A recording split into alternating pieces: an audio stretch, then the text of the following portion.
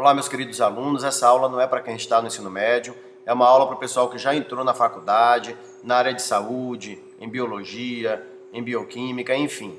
Então é uma aula para quem já está no ensino superior. Veja bem, a partir de agora nós vamos ter uma série de aulas sobre bioquímica e vamos começar com essa aula de hoje que é termodinâmica. Essa aula que é sobre variação de energia livre. Você veja bem uma coisa, o nosso tempo é curto e o meu objetivo aqui é facilitar a sua compreensão inicial para que a partir dessas aulas você avance para os livros. Então, meu objetivo aqui não é esgotar o assunto, tanto que na aula de hoje, por exemplo, eu não vou tratar dos aspectos matemáticos. Eu vou tratar dos princípios, da base geral, para que você entenda essa base e aprofunde nos livros.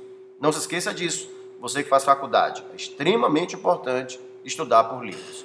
Vamos à aula. Uma reação química pode fundamentalmente ser analisada sob dois aspectos: a velocidade da reação e a variação de energia envolvida. A velocidade da reação nós vamos estudar dentro de enzimas. Hoje, o que nos interessa é a variação de energia.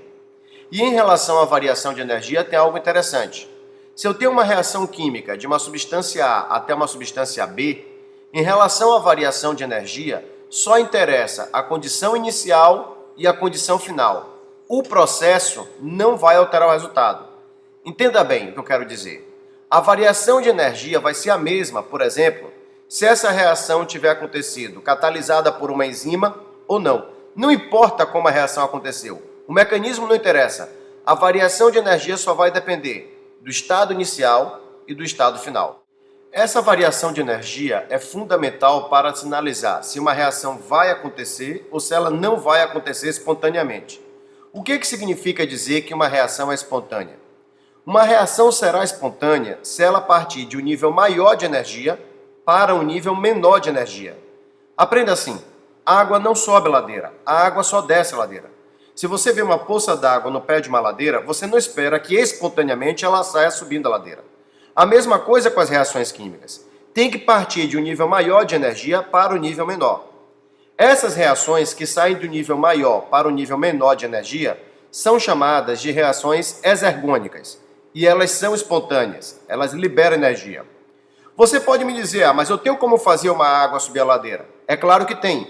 Desde que você gaste energia numa bomba, invista energia e bombeie a água para cima, a água sobe. Isso é o que nós chamamos de reações endergônicas. São reações que começam de um nível baixo de energia e passam para o nível mais alto de energia. Só que elas só acontecerão se você fornecer energia a ela.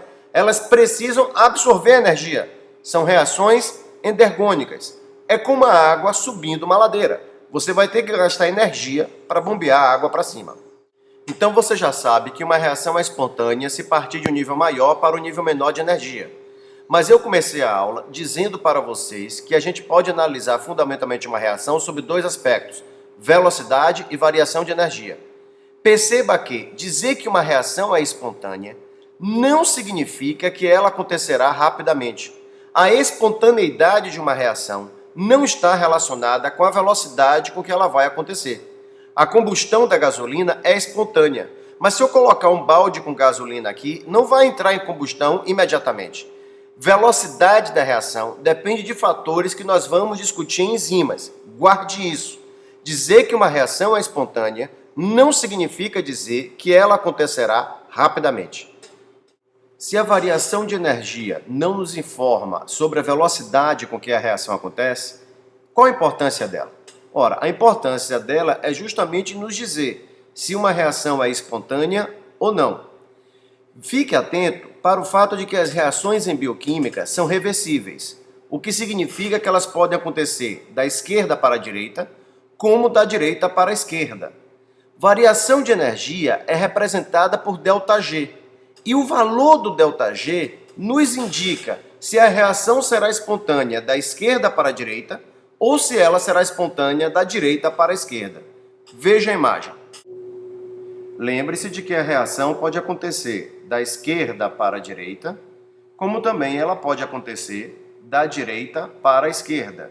Se ela for espontânea da esquerda para a direita, o valor do ΔG será negativo. Se for espontânea da direita para a esquerda, o valor do ΔG será positivo. Aprenda então o seguinte. Observe esse esquema. À medida que nós subimos, aumenta a quantidade de energia. Se nós escrevermos uma reação assim, com ΔG positivo, significa que a quantidade de energia de C mais D é maior do que a quantidade de energia de A mais B. Portanto, seria como a água subir a ladeira. Isso não ocorre espontaneamente. Essa reação não é espontânea. Ela é uma reação endergônica. Ela só poderá acontecer se nós investirmos energia nela. Assim como a água só poderá subir uma ladeira se nós a bombearmos também com gasto de energia. Note que, nesse caso, se nós invertermos o sentido da seta e colocarmos essa seta da direita para a esquerda, aí sim a reação será espontânea, porque estaria descendo a ladeira. Nesse outro caso, nós temos a reação com ΔG negativo. Isso significa que o nível de energia de A mais B é maior do que o nível de energia de C mais D. Nesse caso, está descendo a ladeira. É uma reação exergônica, que libera energia. Portanto, aí sim, essa reação será espontânea. Você agora pode estar se perguntando o que é que determina o valor do ΔG. O que é que faz com que o valor ΔG seja negativo ou positivo, por exemplo? Veja, o valor do ΔG depende da pressão, da temperatura, da natureza química das substâncias envolvidas e de suas concentrações. Então, uma mesma reação pode ter diferentes valores de ΔG, dependendo, por exemplo, de qual a concentração das substâncias envolvidas.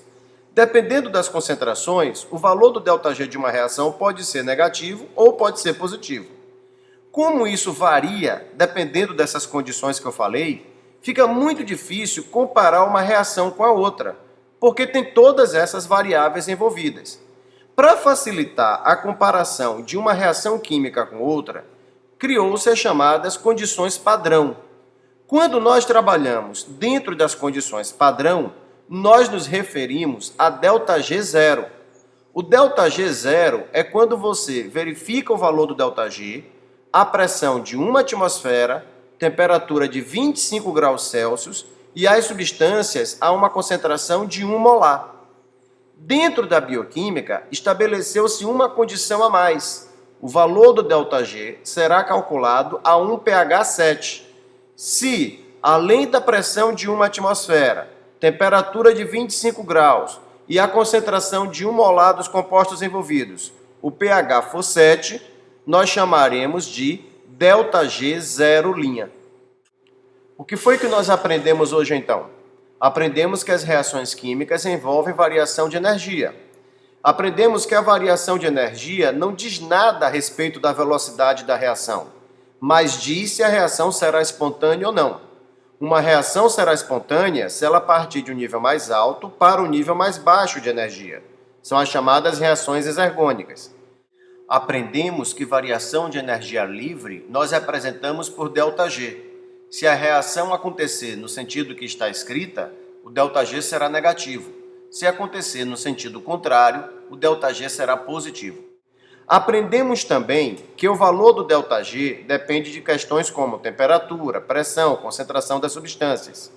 E que uma mesma reação pode apresentar diferentes valores de ΔG dependendo de quais sejam essas condições. Para facilitar a comparação entre as reações, os cientistas trabalham dentro das condições padrão. Dentro da bioquímica, além das condições padrão, se estabelece o pH 7, e por isso nós chamamos de ΔG zero linha. Pessoal, essa foi apenas a parte 1 de termodinâmica. Eu estou indo bastante devagar, porque esse é um assunto que embaraça muitos alunos. E eu quero que vocês aprendam bem.